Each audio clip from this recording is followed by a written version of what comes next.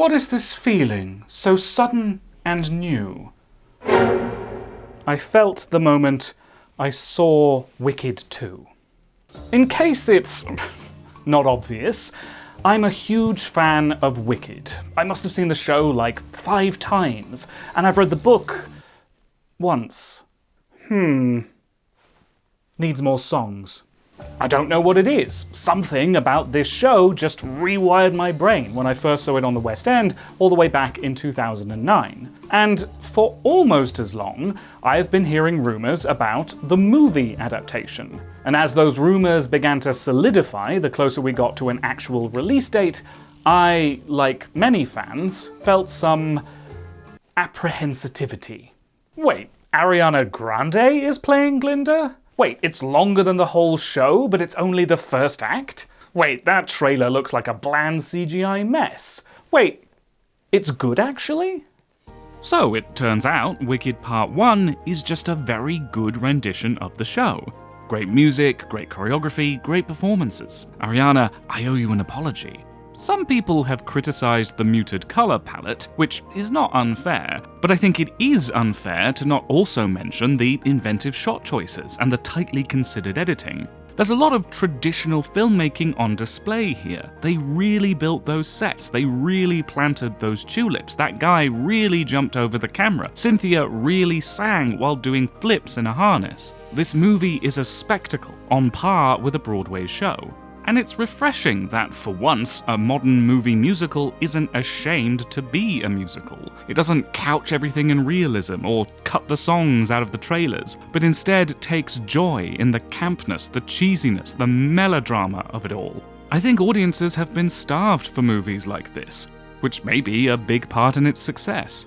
So, naturally, I was very excited for the second movie. If the first film was this good, it surely boded well for the second one. Time for that bubble to pop. If I didn't know this movie was filmed back to back with the first movie, and if I didn't know that this was a stage musical that was adapted from, I would think that this was a cash grab out as an afterthought in response to the first one's success. The more I watched this movie, the more I wondered, why is this franchise so popular?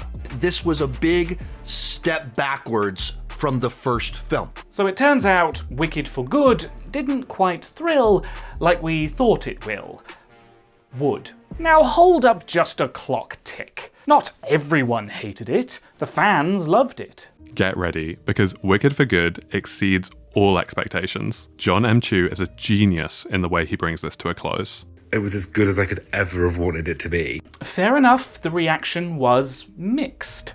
But that's hardly surprising. Wicked for Good had the difficult challenge of taking half this story and somehow repackaging it as a complete movie. Personally, I think splitting the show into 2 movies was a good idea.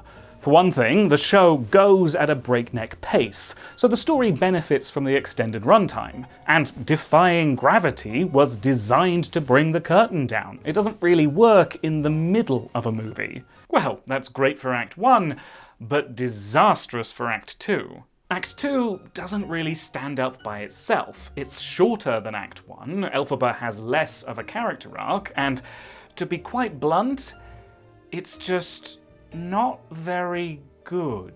How dare you use that language in front of me? Oh, come along, people have been saying it for years. The plot makes no sense, the songs are bad, and some of it's just weird. Okay, I can concede Act 2 is weaker than Act 1. But I don't agree that it's bad. Part of this is just the structure of musicals. First acts tend to get all the good stuff. It's where most of the drama gets built, and of course you want your biggest showstopper right before the interval. All the second act has to do is conclude the plot. So they tend to be shorter and with less drama. It's just the nature of the thing. But also, Wicked Act 2 is going for a darker and more somber tone. Honestly, I think the main reason people don't like it as much as Act 1 is simply because it's less fun. Act 1 is full of high-energy numbers and dance routines that go viral on TikTok. But Act 2 doesn't really have any dancing, and most of the songs are ballads about how sad everyone is. Maybe not the sort of thing you'd sing along to on a road trip, but it's doing a different thing. No good deed does slap, though. The point is, just because Act 2 is different doesn't mean it's bad. That tonal shift is quite jarring, though. If Act 1 is Hello Dolly, Act 2 is Les Mis. A bit of a rude awakening. And Act 2 is meant to take place in parallel to the events of The Wizard of Oz. But if you try to figure out how these stories fit together, it raises more questions than it solves. Why did Glinda tell Dorothy to take Nessa's shoes? How does she even know about them? And what's the deal with clicking her heels to get home? Did the Tin Man and the Scarecrow not recognize each other, even though they went to school together? And if Fiyero became the Scarecrow after Dorothy began her journey, how did he get ahead of her so she could meet him? And why does Dorothy walk the whole Yellow Brick Road anyway when there's a train to the Emerald City? No. Okay. I know this isn't the most important thing, but it's going to drive me mad if I don't address it. And I've had this whole map printed out especially. Cynthia, I don't know how you do this. There we go. Okay, Shiz University is here. Well, the movie puts it by the border. The point is, it's in the north. Gillikin country, wealth, culture, industry. And look, they have a railway. But Dorothy lands in the east, in Munchkinland. Peasant folk, arable farmland, no railway. Trains, famously, can only go where the rails are. This isn't a plot hole. It wasn't until the second movie established there is a railway in Munchkinland. Maybe it was destroyed by the tornado. Look, it's a musical, okay? You can't get hung up on the details. By the details, I think you mean the plot? It's not about logic, it's about the characters, the themes, the emotions. Well, maybe that flies on the stage, you'd know all about that, but it's harder to suspend your disbelief with a movie. Well, maybe you could if you ask the wizard for a heart. Ha! You're having delusions of grandeur. You just hate anything that isn't popular. More like wicked for shame. Okay, this is silly. There must be a better way to settle this. You're right. Think of what we could do together. Because I can understand both perspectives. I'm a child of both worlds, so to speak. On the one hand, I can see where the critics are coming from. I know the show has its flaws, and the movie not only inherits those flaws, but in some ways makes them worse. But also, as someone who dearly loves Wicked, and who did enjoy this movie, I feel compelled to defend it. I think the movie made some intelligent creative choices that have gone overlooked. But most of all, I want to help the naysayers understand why I have so much love for this ugly green baby. So, we're going to go through the movie and look at the specific challenges this adaptation faced. I'll talk about what's not working, I'll defend what's already working, and from time to time I'll offer notes on how to address some of these problems, because when someone needs a makeover, I simply have to take over. Whereas I will try to explain why Wicked is the way that it is, and why that's fine, actually. And by the end, either I'll have fixed Wicked 2, or I'll have changed some minds about it. For good. Part 1. Half a story. As we've touched on already, the first problem Wicked for Good has to solve is, how do you take half a story and repackage it into its own movie? Obviously, this is a sequel, it's not meant to be seen without the first film, but the interval is about 365 days longer. And even if you watch both films back to back, each one still has to stand up as its own movie, with its own complete story. Part 1 was more fortunate with this, because in the first act of the show, Elphaba has a very strong arc. She goes from self-doubt and hero-worshipping the wizard to uncovering the truth and coming into her own power. But in the second act, Elphaba is fairly static. Her arc is just sustained impotent rage, which achieves nothing until she gives up. That might be fine for the second act of a show, but it's not enough to drive its own movie. Fortunately, director John M. Chu realizes that.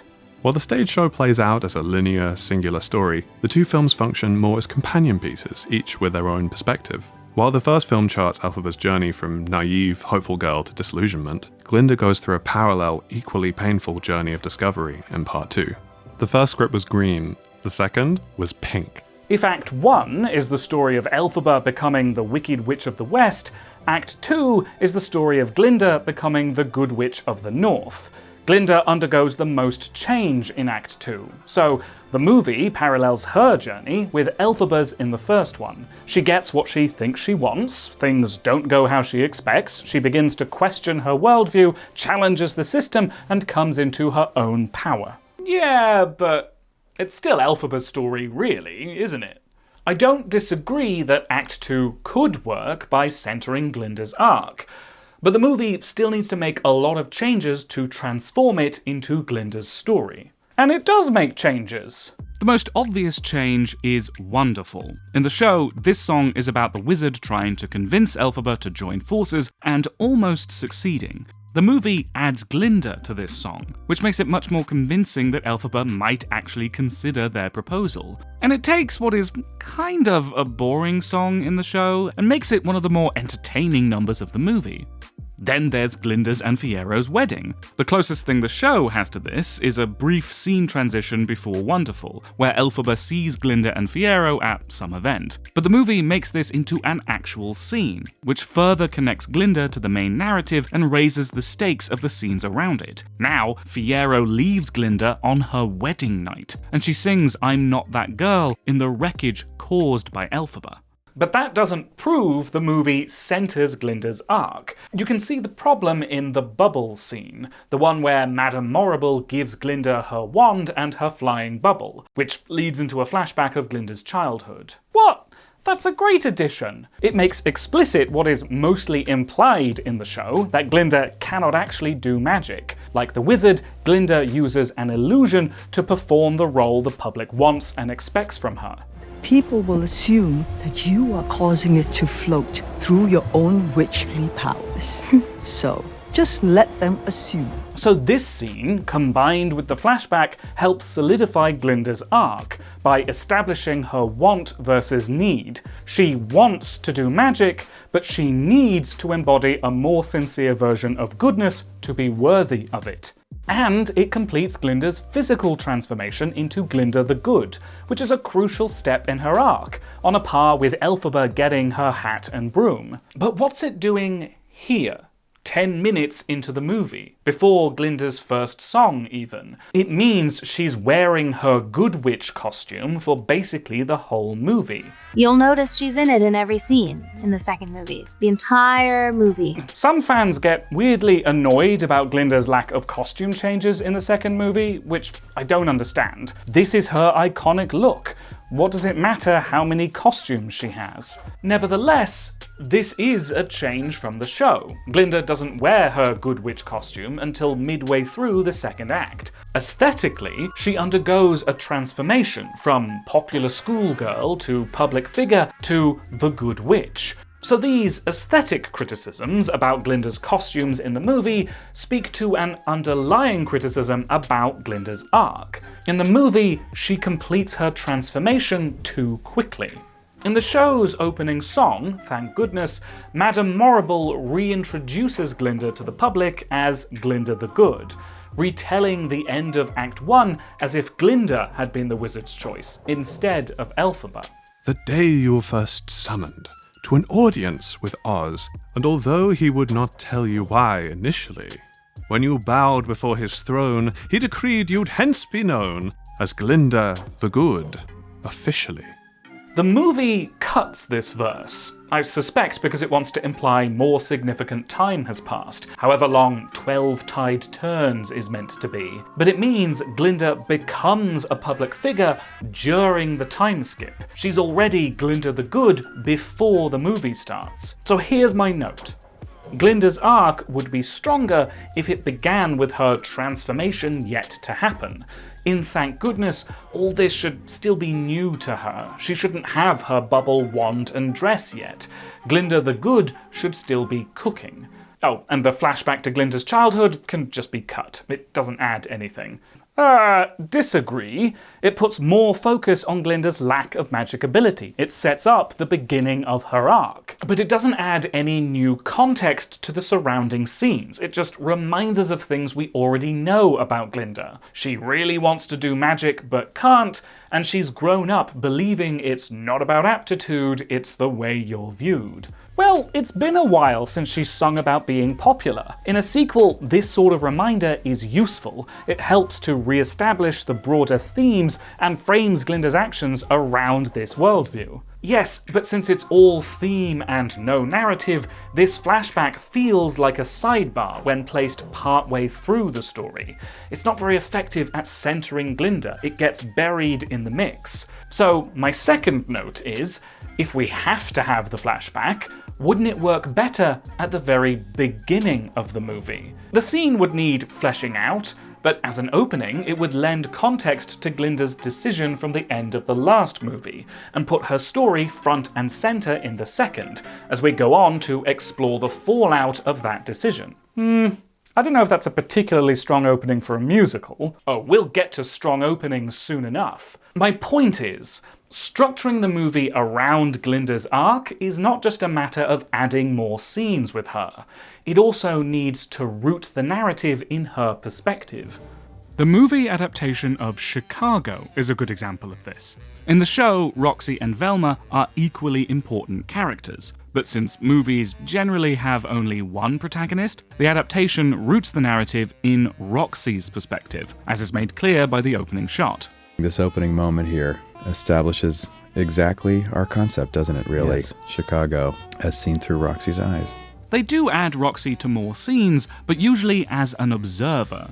Where characters address the audience in the show, they speak to Roxy in the movie. Even the songs take place in Roxy's imagination. So she sees her life through musical sequences. And even though Class is one of the most popular songs on the soundtrack, even though they went to the trouble of filming it, it was cut from the movie because it takes place outside of Roxy's perspective. It didn't work because ultimately it was dishonest to our concept. And fans still complain about that. But also, Chicago is one of the most successful musical adaptations in history, in no small part because the structure works. I agree that Wicked for Good made some clever changes which bring Glinda more into focus, but she's still competing with Elphaba for the role of protagonist. The narrative is not structured around Glinda, as you can tell right from the start.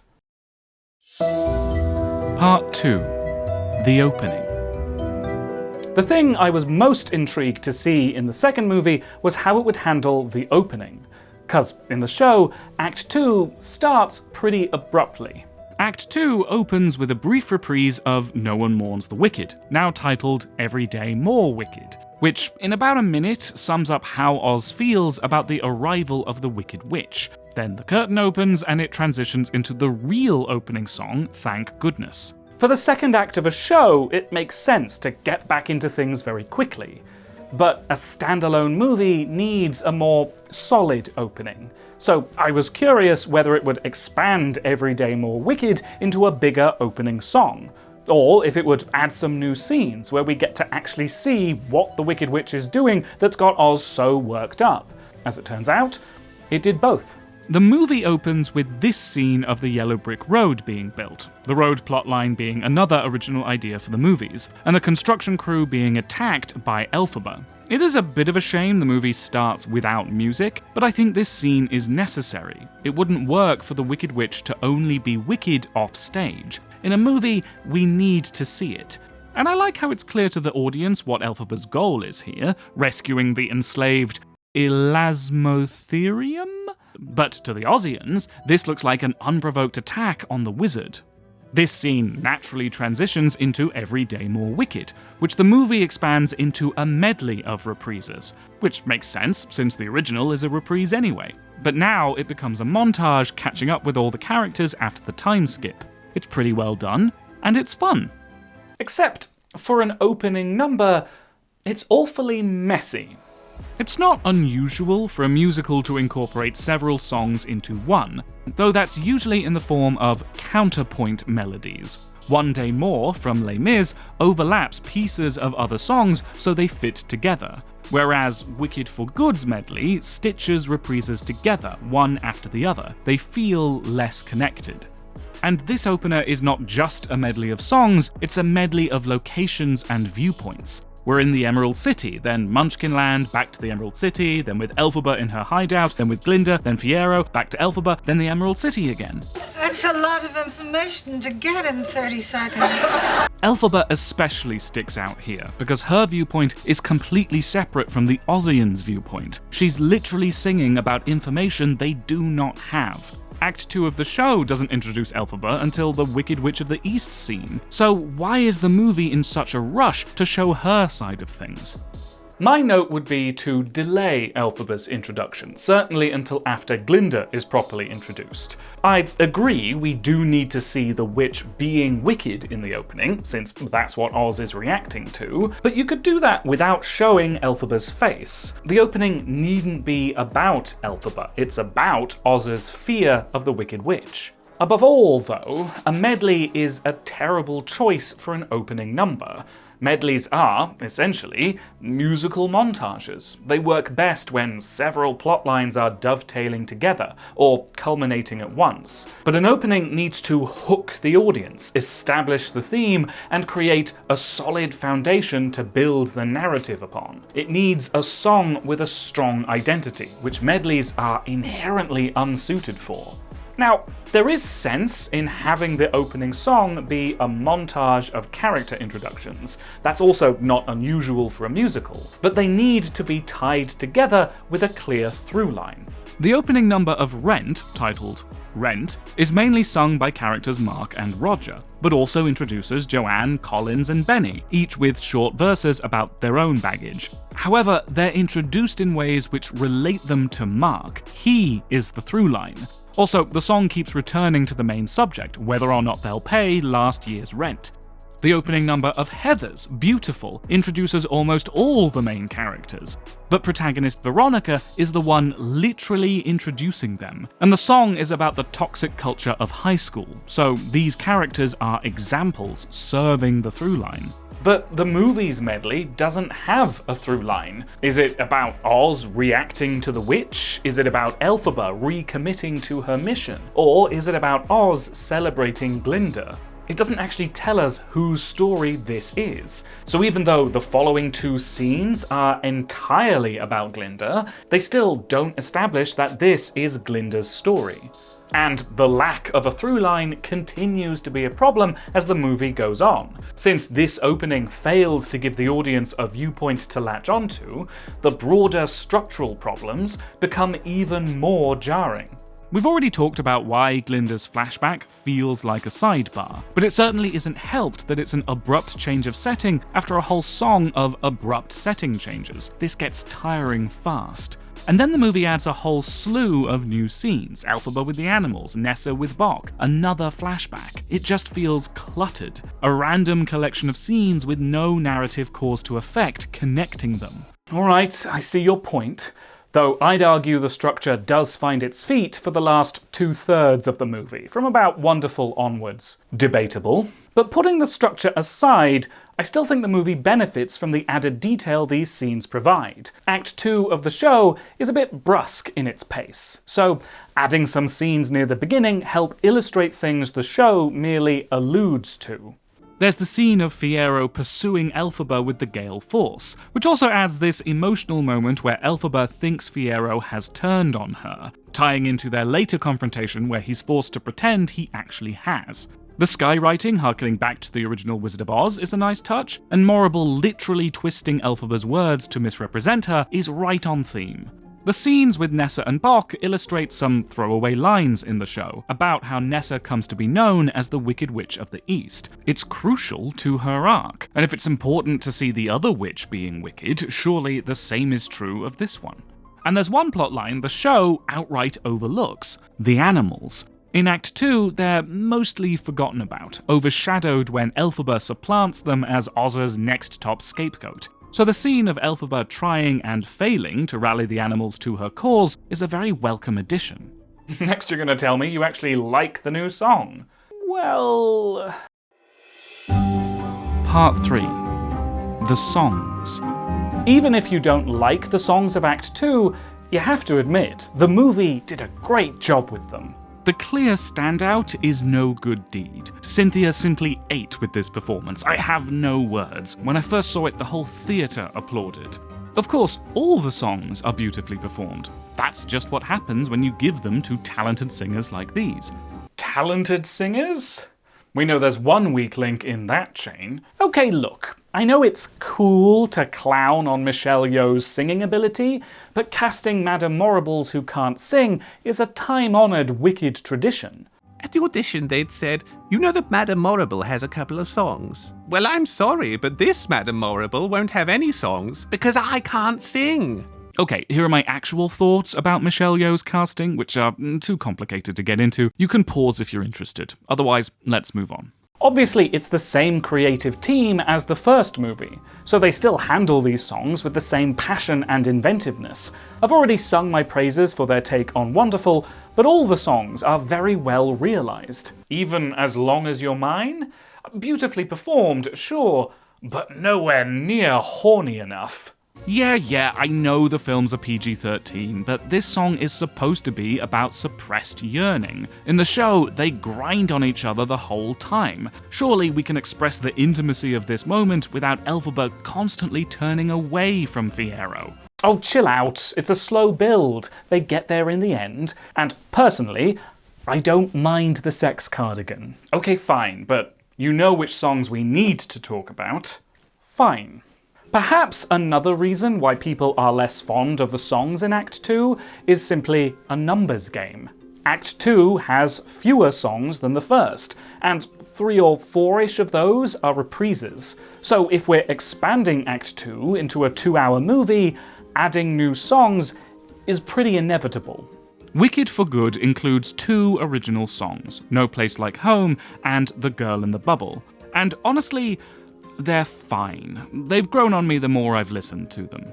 But they're obviously not on a par with the strongest songs of the soundtrack. And I probably could make my peace with that, but what's most irritating about these songs is that the creative motivation behind them appears to be making both stars eligible for Best Original Song nominations, which didn't even work, by the by. So how about we worry less about awards and direct some of that creative energy into, I don't know, a better opening number, perhaps. But whatever you think of these songs musically, we also have to look at what they add narratively. The risk of adding songs to an already complete musical is the new songs might feel superfluous. They need to drive the narrative just as much as the existing songs do. And alright, I admit, though The Girl in the Bubble is beautifully filmed, it doesn't quite succeed at that. In the show, March of the Witch Hunters is enough to justify Glinda's change of heart, so this song is over-egging the pudding a bit. But also, in the show, the climactic scene sneaks up kinda suddenly. And since this is meant to be Glinda's story, I don't think it hurts to spend a bit of time exploring her feelings at this pivotal moment in her arc. It makes her decision to go to Kiyamo-ko feel more momentous. Not that she actually does very much when she gets there. As for No Place Like Home, I think that genuinely does benefit the narrative. I've already mentioned how this scene is useful in addressing the animals subplot. It very neatly explains why Elphaba doesn't have more animals fighting alongside her. They're taking their chances elsewhere. It also sets up the arc for the monkeys, who see Elphaba express regret for the spell she cast on them. They're a much bigger threat in the movie, we actually see them doing the wizard's dirty work, so it's nice to add some justification why they join Elphaba. It's not just because she frees them, they also support her fight. Monkeys! Find that Dorothy! Okay, but not because you told us to. This is our decision. I also like the addition of the Cowardly Lion, living up to his name. It fleshes out what's already in the show, but the magic of cinema means we can see more of him than just his tail. And it gives the scene a nice structure. It looks like Elphaba might actually convince the animals, until the lion's cowardice erodes their trust in her. But then they also have to add a conclusion to the animals' plotline, which basically amounts to Glinda telling Oz, hey, let's not be racist anymore. And suddenly, he wasn't racist anymore.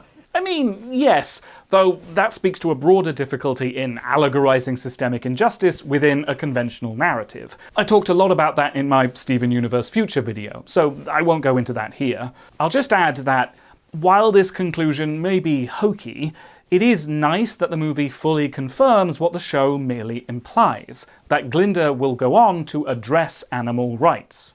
Just as importantly, though, No Place Like Home also serves as a nice character beat for Elphaba. That opening line, "Why do I love this place that never loved me?" that goes hard. It's a good question. Her life experience has taught her that Oz is a cruel, small-minded place. Why does she fight so hard for it? I see this song as a counterpart to No Good Deed. It's the other side of her question, was I really seeking good or just seeking attention? In No Place Like Home, I think she's just as much trying to convince herself as the animals it's the former. But she will go on to question whether her fight is actually doing any good. This song nicely sets up that arc. If the movie were to take your note and delay Elphaba's introduction, it would need a new song to introduce her with. You could do worse than this one. Oh, you're giving notes now? I'm just saying, it's not unfair to be cynical about the motivation behind these songs, but I think it's clear they did consider what these songs added to the narrative. I don't think they come across as superficial. Fine, whatever, have your new songs. I don't care that much about it anyway. Yes! I'm more interested what you have to say about the biggest change the movie made. Part 4. The Wicked Witch of the East. It's the scene where Elphaba returns home to ask for help from her sister, now the governor of Munchkinland. Nessa complains that Elphaba never used her powers to help her, and in the show, she specifically asks for help with her disability. So, Elphaba enchants Nessa's jeweled shoes to give her the ability to walk, which is a plot point that's drawn a lot of criticism over the years. I'm an outsider to this issue, so this is just my understanding based on what I've read and learned. Please do correct me if I get details wrong. The criticism is not that it's necessarily problematic to portray a person with disabilities wanting to be cured. Some disabled people do feel that way, and would take a magical cure if they could. The criticism is that disability in fiction is often framed as something wrong, a problem that needs to be fixed in order to lead a fulfilling life, which feeds the ableist idea that having a disability makes a person less than whole. Nessa, uncritically perceiving her own disability as her main obstacle to happiness, also feeds that idea. And it doesn't really make sense with how Nessa is presented in the rest of the show. Originally, during this scene, Nessa sings about scrounging for scraps of pity to pick up. But if anything, she's overly pitied. Her father spoils her, the headmistress coddles her, and she doesn't seem particularly pleased about that. In Dancing Through Life, she disappointedly assumes Bock asked her to the ballroom out of pity, until he tells her otherwise. He's lying, of course. It was out of pity, or at least to appease Galinda's performance of pity. But the reason Nessa falls for him is because she believes he saw past her disability and treated her as he would anyone else. So why does she believe curing her disability would win back her man? The whole idea of disability curing shoes comes from the book, where it's even more of a yikes. In the book, it's Glinda who enchants Nessa's shoes. Book Nessa was born without arms, and the magic shoes help her balance. The significance of the shoes in the book is more political than magical, so the narrative purpose of this enchantment seems to be to dehumanize Nessa. When she becomes the tyrannical governor of Munchkinland, the mobility her shoes grant her is described as unnatural and serpent-like. I thought this story was about not judging people by appearances. So, this plot point in the show is a holdover from the book, which doesn't really fit with the musical's portrayal of the character anyway. When making the movie, writer Winnie Holtzman and composer Stephen Schwartz decided very early on to change this scene, which I think is a good move. And I like how the movie makes more of a point that Nessa does not want to be pitied. Don't help me. And I agree. I completely understand the decision to change this scene. My criticism is that the change they went with is vague. In the movie, Nessa asks Elphaba to make her feel like she did at school when she was happy. So Elphaba enchants her shoes to make her fly? It's unclear whether that's literally what the shoes do, or if it's a metaphorical side effect of how they make her feel. She describes the feeling as being like floating on air. So, are these shoe antidepressants? Whatever the shoes do, it doesn't last, even though I thought the Grimoire spells could never be undone. What difference does this make? The difficulty with this change is that it doesn't just affect Nessa. The shoes also tie into the motivations of the other characters. In the show, Nessa being able to walk emboldens Bok to leave because he believes Nessa's disability makes her dependent on him. He doesn't feel great about ghosting a woman in a wheelchair because, despite appearances, he actually does pity her. In the movie, I guess he's emboldened to leave because Nessa is happy now? You did this to make her happy? Except she's clearly unhappy when he tries to leave, and it doesn't stop him, so he can't care that much about it. And obviously, the shoes also end up being Elphaba's main motivation, partly because of sentimental value, they were her dead mother's shoes before they were her dead sister's, but also she holds herself responsible for Nessa's disability. Curing her sister with her magic helps assuage that guilt. So, by changing this to something vague, it makes Elphaba's motivation vague. In the movie, it doesn't seem like this spell is something she'd be proud of. It's a difficult thing to change, because you have to change a lot of the things around it, which the movie doesn't really do. It tries to make Nessa's disability an incidental detail of the character, yet it remains a huge factor in how other characters treat Nessa. But that's the theme of this story, no? Judging by appearances. People treat Nessa as if she's a helpless victim, tragically beautiful. But far from being helpless, Nessa gains a lot of power, which she doesn't hesitate to use for selfish reasons. But where green skin and talking animals are fantasy allegories for prejudice and racism, Nessa's disability is a real thing. It's another ableist trope in fiction to portray villains as disabled, often with their disability being a motivation for their villainy. Nessa's selfishness could be interpreted as the result of a lifetime being coddled for her disability. So what? Are you saying Nessa shouldn't be disabled? That we should never portray disabled people as morally complex? No, I'm just saying it's complicated. I'm not surprised the movie struggled with this. I'm not sure what to do about it either. If I had to give a note, maybe this scene could focus less on Nessa's nostalgia and more on her blaming Elphaba. The first movie had a recurring detail of Nessa getting upset whenever Elphaba stands up for herself and causes a scene. This was my chance, my new start. I'm sorry, Nessa, Maybe that's how she views Elphaba's stand against the wizard. She already blames Elphaba for their father's death.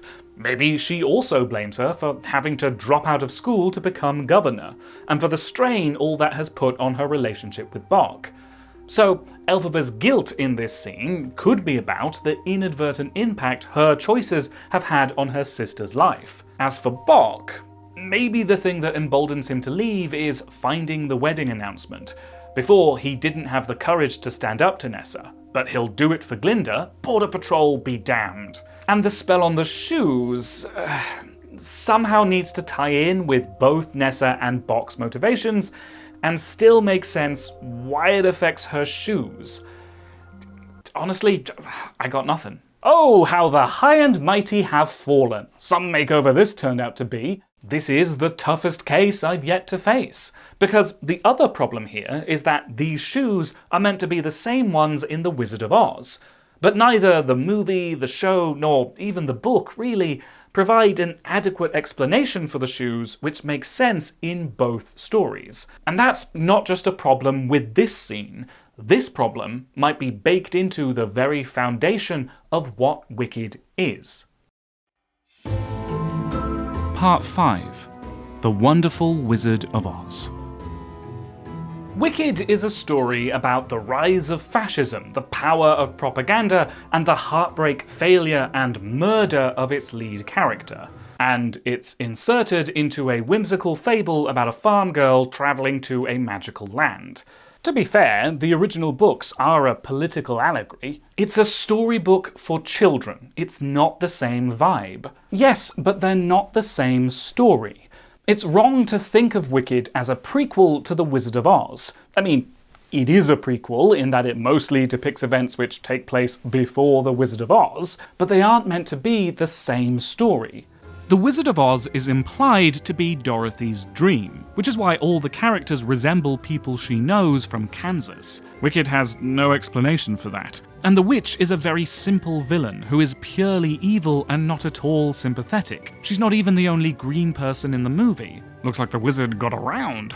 You cannot enjoy this movie the way it was intended if you believe Wicked is part of the same canon.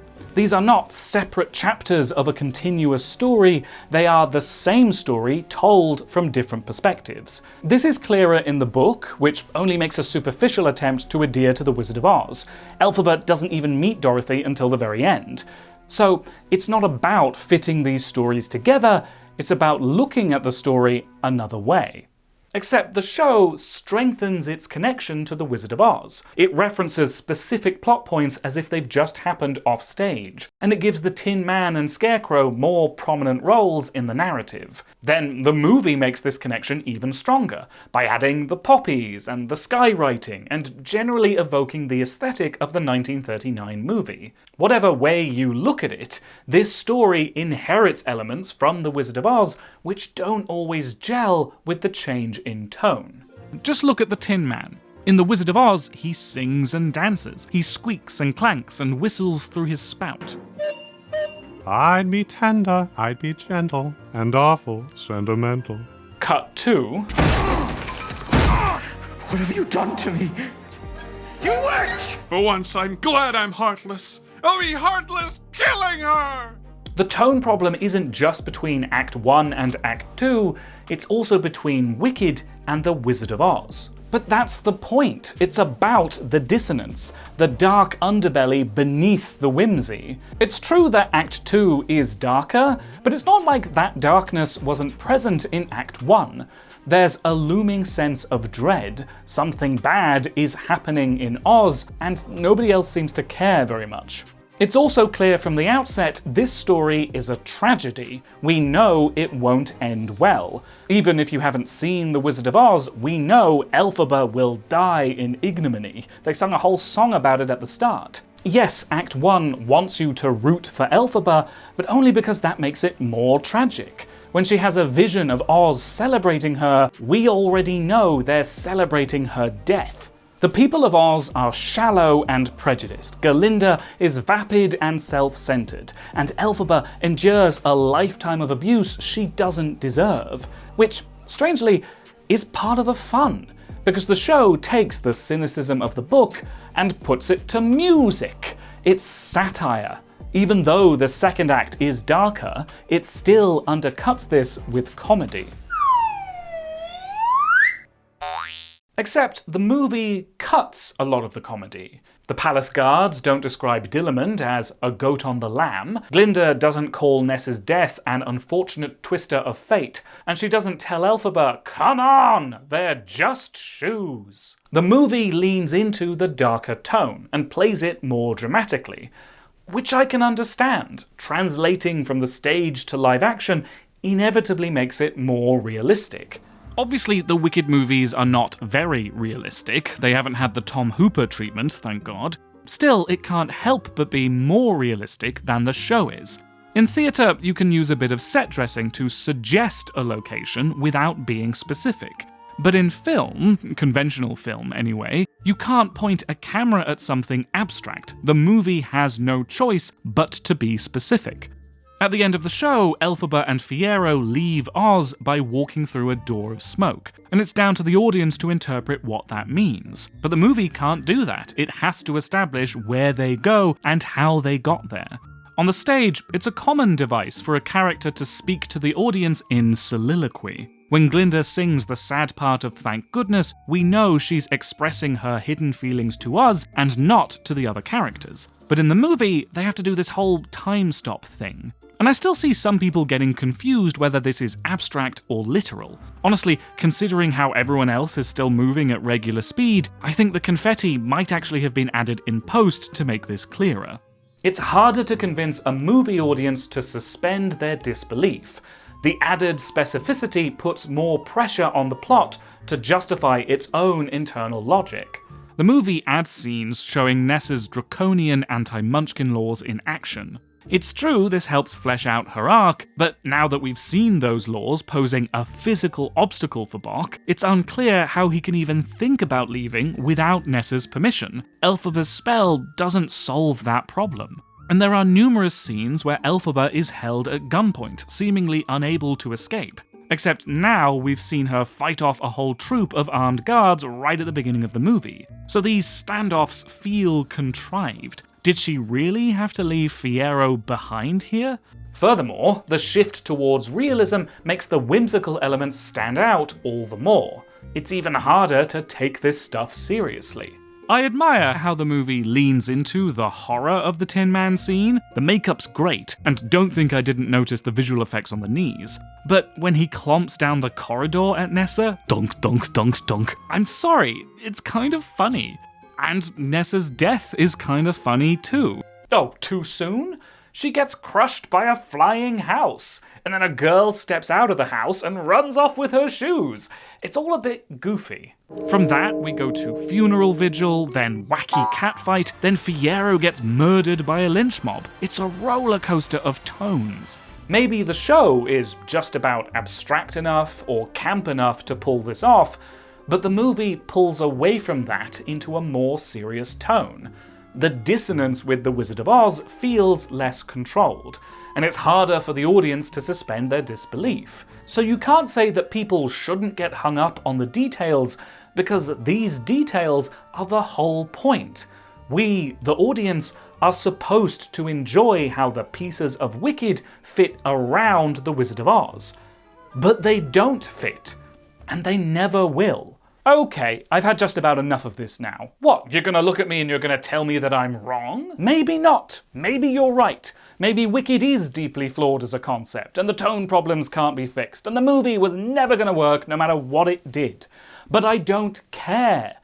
I love it anyway. Finale.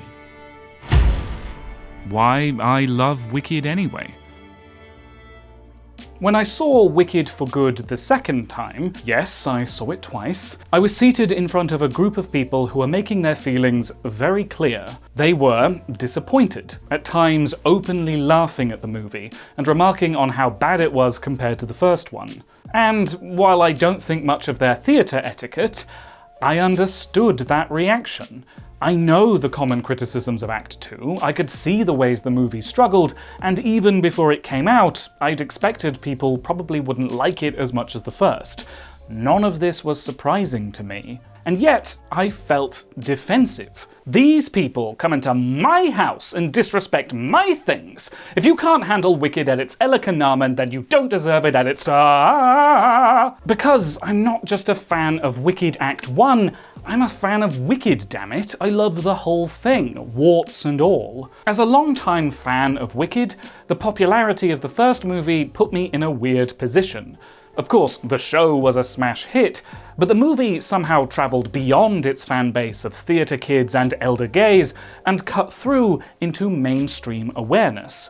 We had all these reaction videos of straight husbands who hate musicals being completely won over. It can't be that good. It was okay.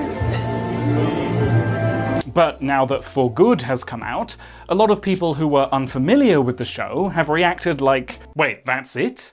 That's what Wicked is? This is what Wicked has always been? And, well, yeah, this is what Wicked is. There may be things the movie could have done differently in adaptation, but it's very faithful to the show. And most of the criticisms against the movie aren't new. When the show first premiered, the response was very mixed, with a lot of critics complaining about the messy plot and the overblown melodrama. And yet, it has continued to be popular with audiences for the last 20 years. I know we divided the critics. We didn't divide the audience, and that's what counts. So, for those who are perplexed by this movie, and the show for that matter, I want to try and explain why I and so many people love Wicked so much. I think the reason reaction is so divided is because fans and non-fans are engaging with Wicked in different ways. Like I've said, when I watch Wicked, I'm not focusing on the logic of it. I'm thinking about the emotionality, the themes, and the meta-commentary. What does it all mean? Villain retellings are a pound a penny these days, but back when Wicked first premiered, it was a pretty novel idea to question whether one of our most iconic villains was really all that villainous. And the Wicked Witch is a great choice for that, because you don't have to change that much to portray her as a victim. Sure, she bullied Dorothy and made a lot of violent threats, but her sister had just been killed, and then Dorothy looted the shoes from the corpse. The witch's anger wasn't unjustified. Then the wizard orders her assassination just to get rid of Dorothy. Did the witch really deserve to die? Even in the original text, the wizard is a fraud. Yet even when he's found out, he's still held up as a figure of goodness. Why isn't anybody more angry about this? The Wizard of Oz is one of the most enduring stories in pop culture. Our modern image of a witch is partly inspired by it. The black robes and pointed hat have deep roots in folklore, but the green skin likely comes from the Wicked Witch. We associate green skin with evil because of this movie. So Wicked puts us in the position of the Ozians, highlighting the injustices done to the witch and asking why we accepted them. Is the reason we saw her as evil less about what she did and more down to aesthetics? Did we also judge the witch for her green skin? Only bad witches are ugly. A lot of critics at the time found this preachy, but as a gay man who is used to seeing queer aesthetics being villainized, this really hits home for me. It's exciting to take traditional ideas of good and evil and turn them on their head. And when viewed through this lens, the plot makes more sense. It's not about how this version of the Cowardly Lion and the Tin Man fit with the Wizard of Oz. The point is, the problems they go to the wizard to fix are problems they blame on the witch, even though she was trying to help them. The witch is everyone's scapegoat. And I've seen people question why Glinda believes Elphaba is dead at the end, even though she ought to know water doesn't melt her. But then, we believed it too. We go into this story knowing that's how it ends. We may have doubts, like Fiyero did, but when it happens, it's pretty convincing. We, like Glinda, saw it happen. It's unclear whether Glinda does still believe it at the very end, or if she suspects the fakery, depending on how you interpret the conclusion.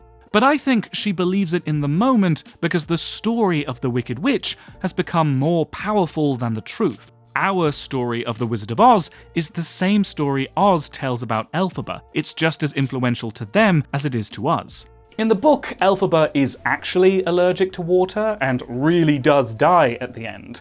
Some say this change in the show is just the musical needing a more feel-good ending. But the way I see it, this isn't just a story asking, what if the Wicked Witch was good actually? It's making a point about the power of stories.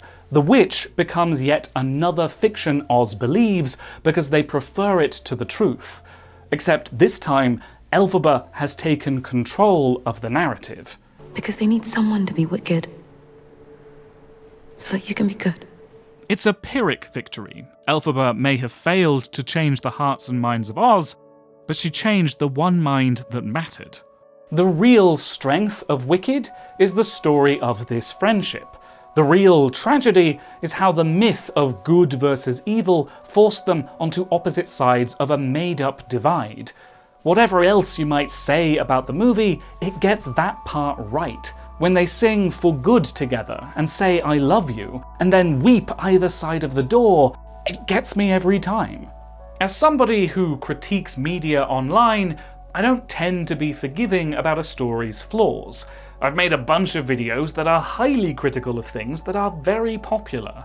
And it should be clear by now, I think this movie could have done some things better. Nevertheless, while this sort of analysis can be useful to understand how or why things work or don't work, ultimately, it's not how we choose which stories mean the most to us. Star Wars has ropey dialogue, Lord of the Rings is slow-paced. But that doesn't mean people love them any less. And as a creative, I don't believe the goal of art is to make something flawless. It's to make something meaningful. Maybe you think I'm looking at Wicked with emerald-tinted glasses, but I can overlook its flaws because this story means a lot to me. Being perfect or pretty or popular is not what makes this story good.